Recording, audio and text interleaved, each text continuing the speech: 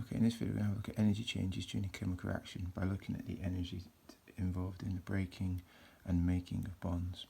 So to do this, we would normally have an equation, and it's best to try and put that equation into a diagram form, which you can see, so you can see the bonds in between the atoms, and therefore you can see which bonds you're going to break and which bonds you're going to make. Above this in the table, we've got a reference to all the different bond energies that we will need. So once we've identified our bond, we can look it up and we transfer the information underneath here. So let me show you how we're going to do this. So in order for this reaction to happen, all the bonds on this side of the equation have to be broken. Okay. So if you can see here, there's a carbon-hydrogen bond that we're going to break. So here I'm going to put down a carbon-hydrogen bond. And if you count it up, there is 1, 2, 3, 4 of those bonds that need to be broken. So here I've got 4 times a carbon-hydrogen bond. Also in here, I've got in between a carbon-carbon double bond. So I've got 1 carbon-carbon double bond, and then on this side I've got to break 2 oxygen-hydrogen bonds. So here I've got 2 OH bonds. Okay, we look these values up in the table.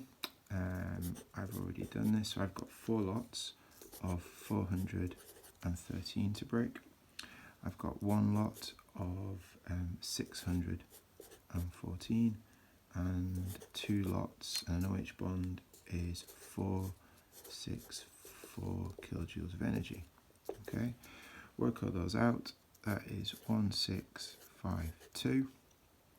This is 614. And this is 928. Add those up and that gives you 3194 as the total amount of energy that is needed to be put in to break the bonds. Okay, because this energy is going in to break the bonds, remember this process is therefore energy in, and this means that it is a endothermic process in that first stage of this reaction. Second stage, if we come to the bonds that are being made, again if we count them up, we've got a carbon-hydrogen, 1, 2, 3, 4, 5. So in here we have got 5 lots of carbon-hydrogen. We've then got 1 in the middle here of a carbon-carbon. So I've got 1 carbon-carbon. I've got a carbon-oxygen, just the 1 times CO, and then here I've got 1 times OH to break. Okay, so we need to do the same idea. We look these up. So that's 5 times 4, 1, 3. This is 1 times 3, 4, 8. 1 times 3, 5, 8 for the energy, and then 1 times 4, 6, 4. So we'd work these out.